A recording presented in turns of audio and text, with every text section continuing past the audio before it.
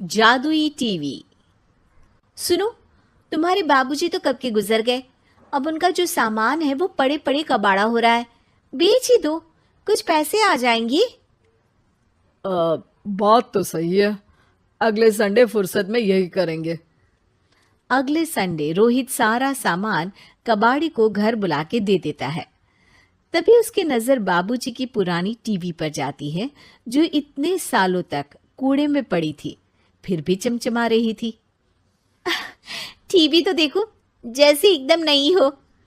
हाँ, बाबूजी को टीवी देखना बहुत पसंद था। उनका सपना था कि वो टीवी पे आए। एक बार मौका भी था जब वो अपने गांव के गाने सुनाने किसी चैनल पर जाने वाले थे, पर मैं और मेरा भाई लड़ पड़े और बाबूजी को घर पर ही रुकना पड़ा। चला के देखें क्या? हाँ हाँ, क्यों नहीं, देख लेते हैं। पर शायद ही चले। बाबूजी ने उस लड़ाई के दिन के बाद टीवी देखना ही छोड़ दिया था। टीवी चालू करने के लिए उसमें केबल वायर लगा दिया जाता है। एक न्यूज चैनल चालू हो जाती है। स्वर्ग की सीढ़ी के रास्ते हैं तीन, तीनों के तीन रास्ते हैं संगीन। पहला रास्ता है सांप की बीन, दूसरा रास्ता घर में बिछा कालीन, तीसरा रास्ता कलकत्ता से चीन। ये क्या बकवास खबर है, कुछ अच्छा लगा दो। अरे आप बोलो तो सही, कोई अच्छी खबर सुना देता हूं। मेरा तो काम ही खबर देना है। अरे बाप रे, टीवी बात कर रही है। हाँ, ये न्यूज वाला मुझसे। हाँ हाँ, आपसे ही तो बात करूंगा ना, आपके घर में हूं तो। अरे, ये सपना है क्या? तुम हमसे बात नहीं कर सकते? अरे सपना नहीं भाई साहब, ये टीवी जादुई टीवी है। बोलो, क्या खबर सुननी है, वरना ब्रेक लेने का टाइम आ जाएगा। सुप्रिया घबरा के टीवी बंद कर देती है। वो क्या था? अरे एक बार और चालू करके देखे, फिर से बात करेगा तो चैनल बदल देंगे। सुप्रिया फिर टीवी चालू कर देती है। अरे ऐसा कोई मुंह पे टीवी बंद करके जाता है क्या? मुझे बुरा लगा आपका नेचर। चाय पानी तो पूछो। सुप्रिया टीवी के बटन से चैनल बदल देती है। अब टीवी पर एक फिल्म चल रही है। अरे ये तो सूर्यवंशम है ना? हाँ, और ये ठाकुर को जहर की खीर दे दी और उसको पता भी नहीं है। ए भाई, खीर मत पीना, उसमें जहर है, मत पीना। ठीक है महाशय, जैसा आप कहें। हाँ। अरे, आपकी बात मान ली, पूरी पिक्चर ही अब तो बदल जाएगी।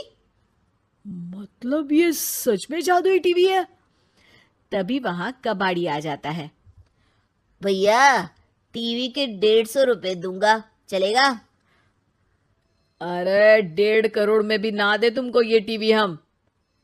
अरे 1.5 करोड़ खरीदने को होते तो तुम्हारे घर में ये पानी चाय नहीं पीता, अंबानी या टाटा के घर बैठा कोल्ड कॉफी पीता। रोहित कबाड़ी का हिसाब करके उसे वहां से चलता करता है और अपने भाई शशिकांत को फोन लगा के बुलाता है। शशि थोड़ी ही देर में वहां पहुंच जाता है। क्या हो गया भैया? अरे बाबूजी का टीवी याद है? हाँ हाँ, जिसमें घुसे रहते थे हमेशा वो, और अपने को कुछ नहीं देखने देते थे। अरे वो अब जादुई टीवी बन गया है। भैया, आपकी बकवास करने की आदत अब तक नहीं गई।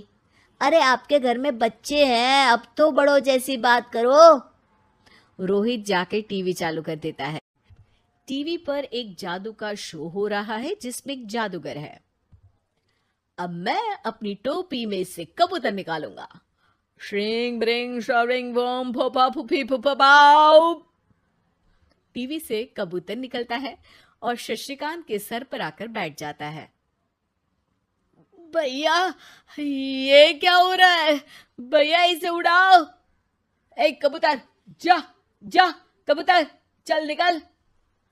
अब मैं टोपी में से सांप सुनते ही शशिकांत कांप जाता है और भाग के टीवी बंद कर देता है। भैया, सॉरी भैया, मैं समझ गया ये सच में जादुई टीवी है, पर एक बार और ट्राई करते हैं। पर भाभी, कोई दूसरा चैनल लगाओ हाँ, जिसमें डर ना लगे। सुप्रिया टीवी चला देती है और न्यूज लगा देती है। अरे कितने दिनों बाद मुझे याद आया, बताइए क्या खबर सुनाओ। और ये नया आदमी कौन है?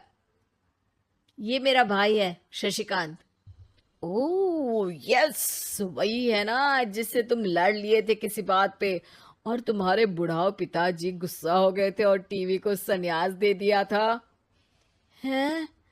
तुमको कैसे पता ये सब? इस टीवी में रहने वाले आदमी से लेकर कबूतर तक को तुम्हारे बाबूजी और तुम्हारी बातें पता है, इसलिए तो ये जादुई टीवी है। ये टीवी क्या कर सकती है वैसे? तुम जो मांगो दे सकती है, कहानी बदल सकते हो, खबर बदल सकते हो, कोई चीज मांग सकते हो। अरे भैया, ये टीवी मैं लेके जा रहा हूँ। बाबूजी का लाडला तो मैं ही था ना। अरे ऐसे कैसे? मैं बड़ा बेटा था, अब तक मेरे घर में टीवी थी ना। अब तक कहाँ गए थे पिताजी के लाडले? तुम्हारी गलती का एहसास भी है। अरे भैया ज्यादा ना बोलो वरना भूल गए, आपके दांत तोड़ दिए थे मैंने उस लड़ाई में।